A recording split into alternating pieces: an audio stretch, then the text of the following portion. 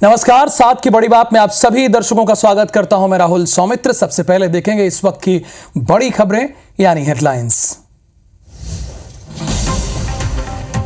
बनासकांठा अग्निकांड में 21 लोगों के शव बरामद। मृतकों में 18 लोग मध्य प्रदेश के थे। पुलिस ने आरोपी को किया गिरफ्तार। आज लोकसभा में पेश होगा वक्फ संशोधन बिल। सदन में 8 घंटे होगी चर्चा। बिल को लेकर देर रात जगत प्रकाश नड्डा के घर पर हुई बीजेपी की अहम बैठक। सीएम डॉक्टर मोहन यादव आज भोपाल में पीएम ग्राम सड़क योजना की करेंगे समीक्षा। दोपहर में तीर्थ मेला प्राधिकरण की लेंगे बैठक। महादेव सट्टा ऐप केस में पूर्व सीएम भूपेश बघेल पर एफआईआर दर्ज। सीबीआई की एफआईआर में सौरभ चंद्राकर और रवि उप्पल समेत 21 आरोपियों के नाम दर्ज। भोपाल में सौरभ शर्मा समेत 3 आरोपियों को मिली जमानत। आरोपियों के खिलाफ चालान नहीं पेश कर पाई लोकायुक्त। फिलहाल जेल में ही रहेंगे तीनों।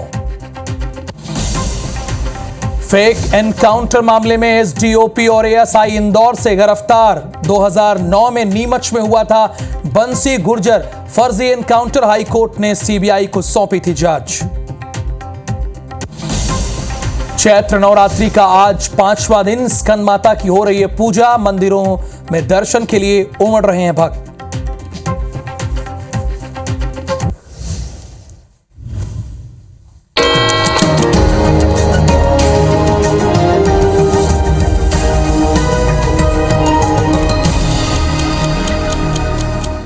हेडलाइंस के बाद अब देख लेते हैं सुबह 7 बजे की दूसरी 7 बड़ी खबरें कौन सी हैं।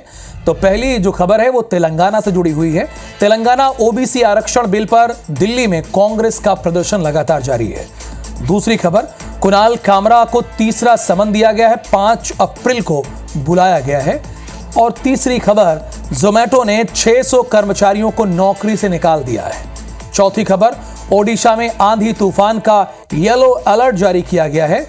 और 5वीं खबर यह है कि अमेरिका आज से लगाएगा रेसिप्रोकल टैरिफ। छठी खबर, म्यांमार भूकंप मरने वालों का आंकड़ा 2700 के पार हो गया है। 7वीं खबर यह है कि आईपीएल में आज आरसीबी का मुकाबला गुजरात टाइटंस के बीच होगा। तो अब डिटेल में आपको खबरें बताने का वक्त हो गया। हरियाणा के गुरुग्राम में आग का तांडव देखने को मिला है। सरस्वती इनक्लेव के इंडस्ट्रियल एरिया में आग लग गई है। फायर ब्रिगेड की टीम आग बुझाने में जुटी हुई है। आग से कंपनी मालिक को करोड़ों रुपए का नुकसान हुआ है। किसी की हताहत होने की फिलहाल खबर नहीं है। हरियाणा के गुरुग्राम में आग का तांडव देखने को मिला है। सरस्वती इनक्लेव के इंडस्ट्रियल एरिया में यह आग लगी है। फायर ब्रिगेड की टीम आग बुझाने में जुटी हुई है। कोशिश कर रही है कि आग पर काबू पा लिया जाए। आग से कंपनी मालिक को करोड़ों का नुकसान हो चुका है।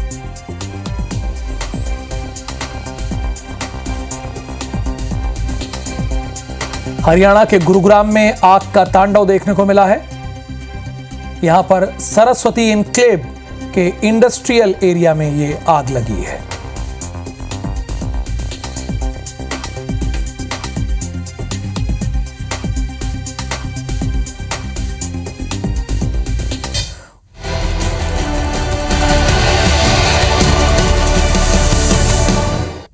गुजरात के बनासकांठा में दिल दहला देने वाली घटना हुई है। एक पटाखा फैक्ट्री में विस्फोट हो गया है जिसमें 21 लोगों की मौत हो गई है। बनासकांठा कलेक्टर ने 21 लोगों की मौत की पुष्टि की है। इसमें 18 लोग मजदूर मध्य प्रदेश के थे। ये मजदूर देवास और हरदा जिले के थे, जिसमें देवास के 10 और हरदा के 8 मजदूरों की मौत हुई है। ये सभी वहां मजदूरी किया करते थे। ये लोग 2 ही परिवार के थे। वहीं मध्य प्रदेश के मुख्यमंत्री डॉक्टर मोहन यादव ने इस पर दुख व्यक्त किया है। परिजनों को 2-2 लाख रुपए और घायल मजदूरों को 50-50 हजार रुपए देने की सहायता का ऐलान किया है। सीएम डॉक्टर मोहन यादव ने एक्स पर पोस्ट करके कहा है कि मंत्री नागर सिंह चौहान समेत पुलिस और प्रशासन के अधिकारियों को दुर्घटना स्थल पर भेजा गया है। समन्वय के लिए दुर्घटना स्थल पर मंत्री और अधिकारियों को भेजा है। सरकार हर संभव मदद के लिए प्रतिबद्ध है। पीड़ितों को हर जरूरी मदद मुहैया कराई जाएगी, इस बात का भी ऐलान किया गया है।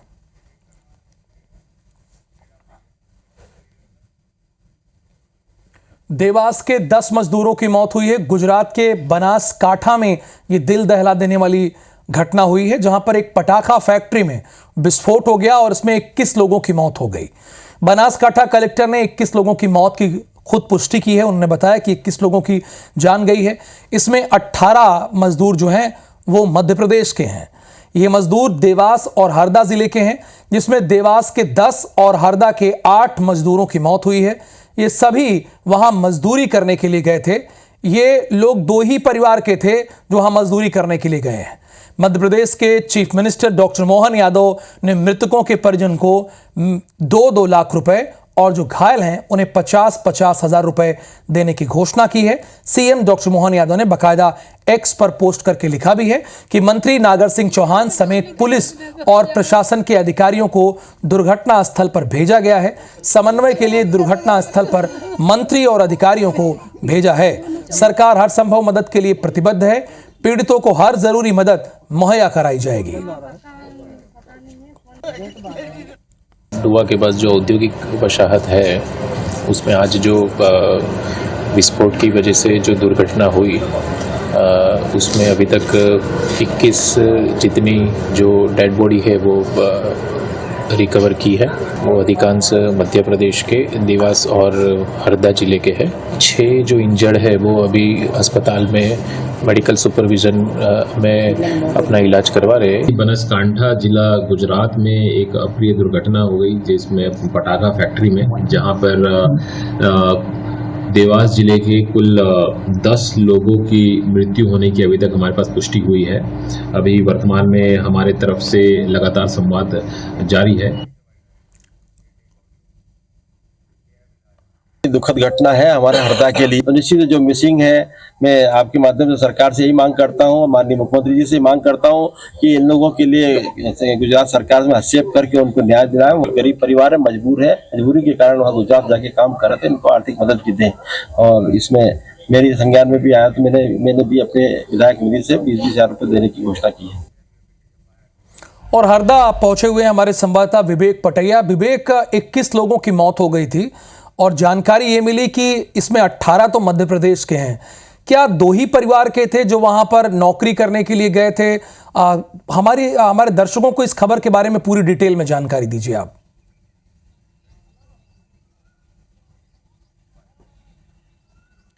देखिए राहुल, मैं इस वक्त हंडिया में हूँ, जो हरदा जिले का हंडिया एक कस्बा है, तहसील भी है। और यहाँ के जो है परिवार 4 परिवार बताए जा रहे हैं अभी कि 4 परिवार के जो है 8 लोग जो है इस घटना में काल कवलित हुए हैं और 3 लोग घायल हैं और 2 लोग लापता है। ये अभी तक जानकारी आई है। इनके परिवार के जो है ये सदस्य यहाँ पर इस वक्त हैं और जो लगातार अपने परिजनों की कुशल क्षेम जानने के लिए यहाँ पर लगातार प्रयास कर रहे हैं। जिला प्रशासन की तरफ से एक टीम जो है वो भेजी गई है वहाँ बनासकांठा, और जिला प्रशासन की टीम जो है वहाँ के प्रशासन से मिलकर जो है पूरी जानकारी लेकर जो है और अब बताएगी कि उन लोगों को यहाँ पर कब लाया जाएगा। कल शाम को 6 बजे बताया जा रहा है कि जो है हरदा जिला प्रशासन की टीम जो है बनासकांठा के लिए रवाना हुई थी और इस हंडिया के जो गाँव के जो है 8 लोग जो है इस घटना में जो है दुर्घटना का शिकार हुए हैं। और इसके पास ही जो है एक संदलपुर गांव है जो देवास जिले में आता है, वहां के भी करीब 10 लोग इस घटना में जो है हताहत हुए हैं और 3 लोग जो है घायल है। और कह सकते हैं कि 2 लोगों की अभी तक जानकारी नहीं है। ये अम्मा है, इनके आपके कौन इस घटना में जो है शिकार हुए, क्या नाम है उनका? ये छोरी है, बड़ी छोरी का 4 छोरी है, 3 छोरा ने एक भाई। अच्छा। और एक मेरा खुद का ही छोरा है। हाँ, या एक और छोरी है छोटी वाली। वो कब गए थे यहाँ से? अमास के दिन गया था। अच्छा, कितने दिन, मतलब 2-3 दिन पहले गए थे? हाँ, 2-3 दिन। अमास के दिन तो यहाँ उज्जैन ही था वे। अच्छा। हाँ, उज्जैन से गए थे? हाँ, यहाँ से ही बैठा गाड़ी में वहाँ गया उज्जैन। अच्छा, आपका नाम क्या है? कंकु भाई। कंकु भाई, आपके कौन इस घटना में? लड़की है सर, लड़की है। अच्छा, आपकी लड़की है। अच्छा, तो वो कब गई थी यहाँ से? इनके साथ गई थी। इनके साथ गया था। अच्छा, आपकी कोई जानकारी मिली उनकी क्या है? कुछ भी नहीं मिली सर। 2 लड़का भी उसका है साथ। अच्छा, 2 लड़के भी है, यही गांव के? यही घर है मकान। अच्छा, यहीं के हैं। और इनके कौन है? आपके कौन है? मेरी नंद है, देवर है, भतीजा है। अच्छा, देवर और भतीजा है। हाँ। कोई जानकारी मिली अभी तक? कहीं भी नहीं मिल रही है अभी। अच्छा, जानकारी नहीं मिल रही है। ये हमको तो ये भी मालूम है कि जिंदा एक मरा है। अब अच्छा। आप कुछ भी जानकारी नहीं है हमको। तो पहले से जाते थे काम पे वहाँ या पहली बार गए? कभी नहीं गए जिंदगी, मेरी बच्ची तो कभी नहीं गई सर। हाँ, पहली बार गई वो तो, हाँ, कभी काम पे नहीं जाती थी वो तो। अच्छा, उनका सासुर का मकान भी यही है। उनका पति ये था जो उनकी माँ का ऑपरेशन कराने गए थे, इनके पीछे वो भी लग गई। लेके कौन गया था यहाँ से इनको? ये लोग हम जाते थे, लक्ष्मी ना वो जाड़ी जाड़ी वो ले गई। अब मेरे को मालूम नहीं, पाचे आके मेरी लड़की कहाँ गई, कहेंगे वो तो गई उनके पटाखा बनाने के लिए। हाँ, दूसरा दिन तो उससे खबर ही आ गई सर। मैं तो यहाँ घर पे ही नहीं थी। अच्छा, मेरी कहाँ थी आप? बाहर थे हम तो। अच्छा, तो आपकी बेटी है वहाँ पर? मेरी बेटी अच्छा, क्या नाम उनका? बबीता। बबीता। अच्छा, आपको जानकारी कब लगी घटना की? कल 12 बजे। 12 बजे? हाँ, क्या बताया, किसने बताया? वो लक्ष्मी की छोरी ने, वो छोरी ने बताया। लक्ष्मी वो अन्य क्या कि फैक्ट्री में फूट गई के। अच्छा, हाँ, 12 बजे। 12 बजे। हाँ, चना काटने गई थी मैं, तो उधर से आई जो ऐसे ही सुन ली के फैक्ट्री में। आप लोग भी मजदूरी करते हैं यहाँ पर? हाँ, चना काटूं। लड़की करते सर। हम क्या है हमारे घर में, कुछ भी नहीं है। भगवान हमको मन्नत लूट गया, हमको भले हम कुछ नहीं मिलता। हम एक टाइम रोटी खा लेते, हमारा परिवार तो साथ में रहता। मेरी लड़की नहीं मिली सर, बहुत प्यार की बेटी थी मेरी।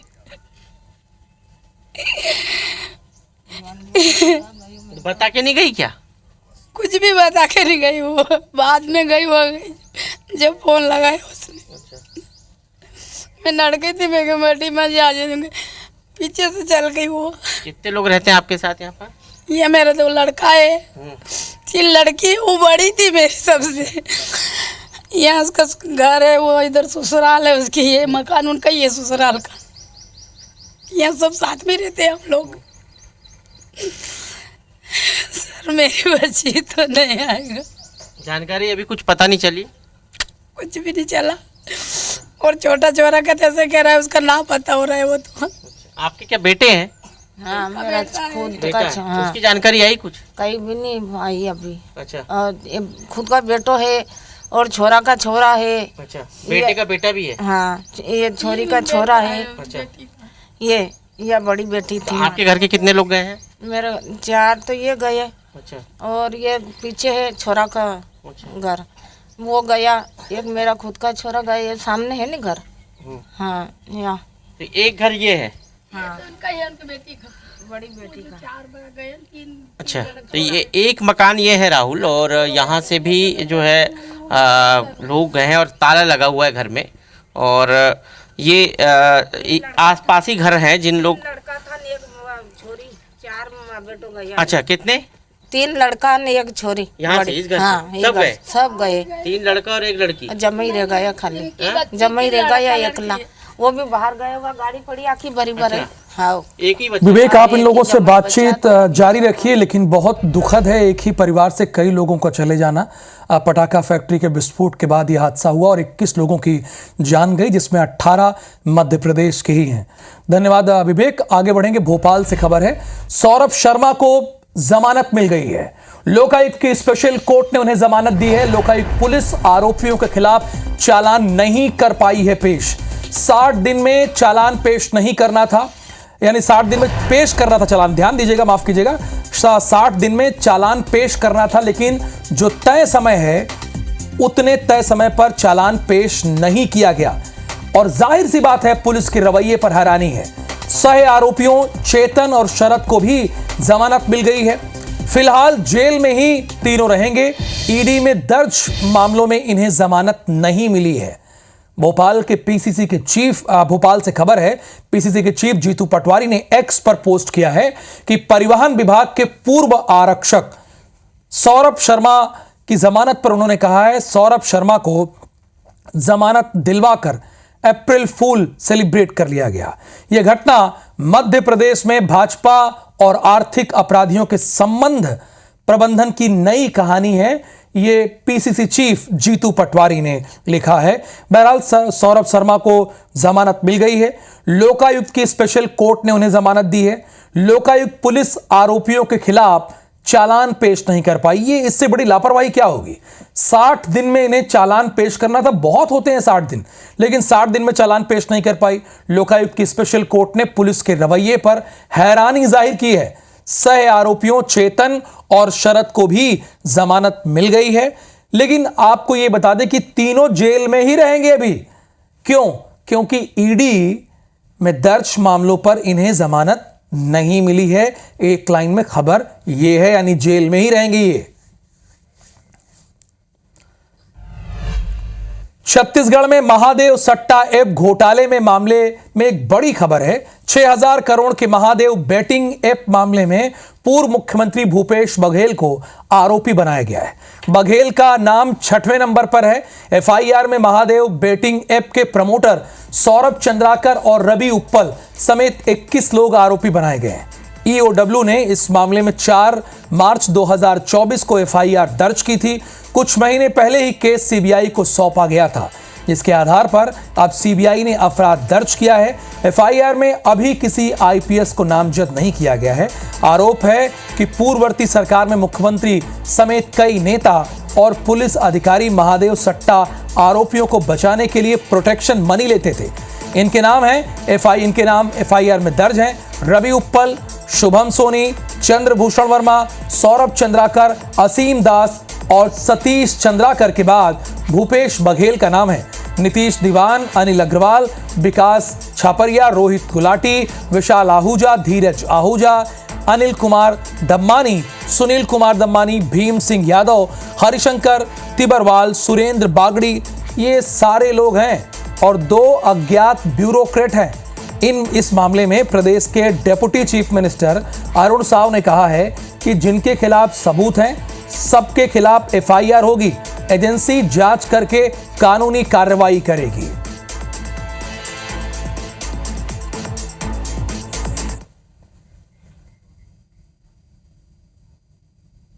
देखिए, इस प्रकार के बेतुके तर्कों का कोई मायने नहीं है।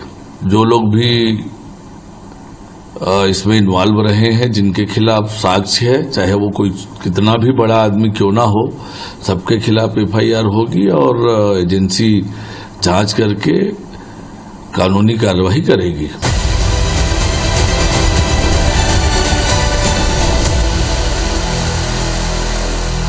आज लोकसभा में 12 बजे पेश होगा वक्फ संशोधन बिल। लोकसभा में इसे 12 बजे पेश किया जाएगा। वक्फ संशोधन बिल पर सदन में 8 घंटे चर्चा होगी। टीडीपी और जेडीयू बिल पर सरकार के साथ खड़ी है। टीडीपी भी और जेडीयू भी। कांग्रेस समेत कई विपक्षी पार्टियों ने व्हिप जारी कर दिया है। भाजपा ने भी सांसदों को व्हिप जारी किया, यानी बहुत दिनों बाद पार्लियामेंट में चर्चा होते हुए आप देखेंगे। चूंकि इसके लिए पहले विपक्ष की तरफ से 12 घंटे का समय मांगा गया था, लेकिन 8 घंटे का समय दिया गया और उसके बाद कहा कि अगर चर्चा की जरूरत पड़ी तो इसे और भी बढ़ा दिया जाएगा। इसमें एक बड़ा अपडेट आपको दे दें कि टीडीपी और जेडीयू ये दोनों पार्टियां सरकार के साथ खड़ी हैं, कदम से कदम मिलाकर इस बिल पर। कांग्रेस ने भी सभी सांसदों को व्हिप जारी कर दिया है, यानी वो हाजिर रहेंगे ही। समाजवादी पार्टी ने भी व्हिप जारी कर दिया है और भारतीय जनता पार्टी ने तो ऑलरेडी व्हिप जारी किया है। यानी लोकसभा में सभी सदस्य आज आपको देखने को मिलेंगे जो कि वक्फ बिल पर चर्चा करते हुए नजर आएंगे। आज पार्लियामेंट में 8 घंटे, ये तो तय है कि 8 घंटे चर्चा होनी ही है। इसे और बढ़ाया जा सकता है, इसे 10 किया जा सकता है, इसको 9 किया जा सकता है, लेकिन 8 घंटे वक्फ बिल पर चर्चा तो होनी ही है। वक्फ संशोधन बिल को लेकर बीजेपी की बैठक हुई है। बीजेपी की बैठक हुई है। गृह मंत्री अमित शाह और पीयूष गोयल इस बैठक में मौजूद रहे हैं। बैठक में केंद्रीय मंत्रियों ने रणनीति बनाई है। रणनीति यह है कि विपक्ष के सवालों का जवाब कैसे देंगे। एक लंबे समय के बाद, जेपीसी में रहने के बाद, अब वक्फ संशोधन बिल लोकसभा में आज पेश किया जा रहा है 12 बजे। यानी देश आज दोपहर 12 बजे से लेकर रात 8 बजे तक वक्फ संशोधन बिल पर ही चर्चा करेगा, चूंकि पार्लियामेंट में यही होगा और इसमें ब्रेक होगा। यानी तकरीबन आप जान लीजिए कि आज की जो कार्यवाही है वो रात 10 बजे तक जा सकती है, यानी रात 10 बजे तक इस पर चर्चा हो सकती है। इसमें कोई दो राय नहीं, चूंकि बीच में ब्रेक भी लेना होगा। अब इसमें बीजेपी की अपनी रणनीति है, कांग्रेस ने अपनी रणनीति बना के रखी है और समाजवादी पार्टी ने अपनी। दिल्ली में इंडिया ब्लॉक की बैठक हुई, वक्फ बिल पेश होने से पहले बैठक हुई। संसद में आज वक्फ बिल पेश किया जाएगा। इंडिया यानी INDA ब्लॉक की पार्टियां इसका विरोध कर रही हैं, इस संशोधन बिल का विरोध कर रही हैं। वो कह रहे हैं कि ये हम इसके फेवर में नहीं हैं, लेकिन इन्हें भी अपनी बात रखने का मौका मिलेगा। क्यों फेवर में नहीं है, क्या वजह है, इन्होंने क्या कमियां इस बिल में ढूंढा है? चूंकि चाहे कांग्रेस हो या समाजवादी पार्टी हो या फिर ओवैसी की पार्टी, खुद ओवैसी इसमें मेंबर थे जब JPC में इस पे बैठक चल रही थी, मीटिंग चल रही थी। तो अब विरोध किस बात को लेकर है, ये अपना पक्ष रखने का काम पार्लियामेंट में करेंगे, चूंकि वो सभी ऑन रिकॉर्ड होगी।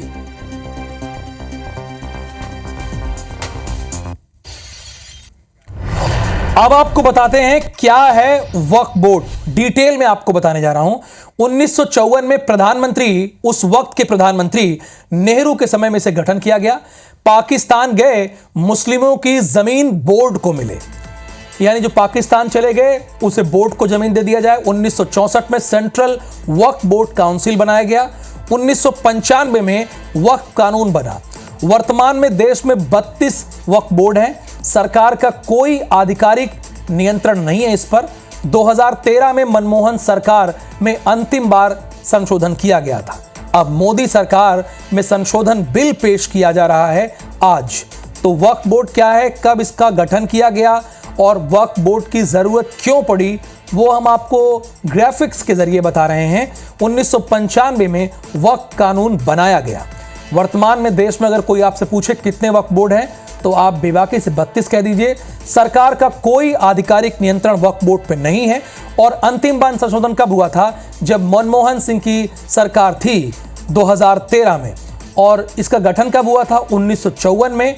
पाकिस्तान गए मुस्लिमों की जमीन, जो यानी जो भारत में पहले थे और वो पाकिस्तान चले गए, उनकी जमीन बोर्ड को मिल जाए। वक्फ बिल को लेकर देश में घमासान छिड़ा हुआ है। कई दल बिल के विरोध में हैं, तो कई पार्टियां बिल के पक्ष में हैं, लेकिन असली मुकाबला संसद के भीतर होना है कि बिल के पक्ष और विरोध में कितने सांसद हैं। तो चलिए आपको संसद का नंबर गेम भी बता देते हैं। नंबर गेम क्या है, देखिए बीजेपी के पास तो 240 हैं, टीडीपी साथ खड़ी है 16, जेडीयू साथ खड़ी है 12, एलजेपी ये 5 है चिराग पासवान की पार्टी, आरएलडी 2 जयंत चौधरी की, हम यानी मांझी की 1, ये और कुल अन्य इसमें 17 सांसद भी हैं। यानी इनके पास जो आंकड़ा हो जाता है वो 293 का है, आराम से बिल पास हो जाएगा। अब कांग्रेस के पास देख लेते हैं। कांग्रेस के पास 99 सांसद हैं, एसपी यानी समाजवादी पार्टी के पास 37 हैं, टीएमसी ममता बनर्जी की पार्टी 28, डीएमके 22, शिवसेना यूबीटी के साथ साथ आपको बता दें कि एनसीपी के पास भी अच्छी खासी एक संख्या है और अन्य 32 हैं। अच्छा, कितने सांसदों का समर्थन चाहिए, ये 272 सांसदों का समर्थन चाहिए। अब राज्यसभा, हालांकि भी राज्यसभा में थोड़ी देरी है, लेकिन फिर भी यहां का नंबर गेम देख लेते हैं। एनडीए यहां पर आगे है, सांसदों को समर्थन कितने सांसदों का समर्थन चाहिए अगर कोई आपसे पूछे तो आप बता दीजिएगा 119। अभी एनडीए के पास कितने हैं, मामला कांटे का है, 121 एनडीए के पास हैं और 85 इंडिया ब्लॉक के पास हैं। लेकिन ये जो अदर्स उधर दिखाई दे रहे हैं आपको, ये निर्णायक भूमिका निभा सकते हैं एनडीए की तरफ से भी और इंडिया के तरफ से भी। तो आज इस पर हमारी नजर होगी और डिटेल में इस खबर के बारे में आपको हम जानकारी देंगे। लेकिन साथ की बड़ी बात के बाद आपको देखना है हमर बानी हमर गोठ।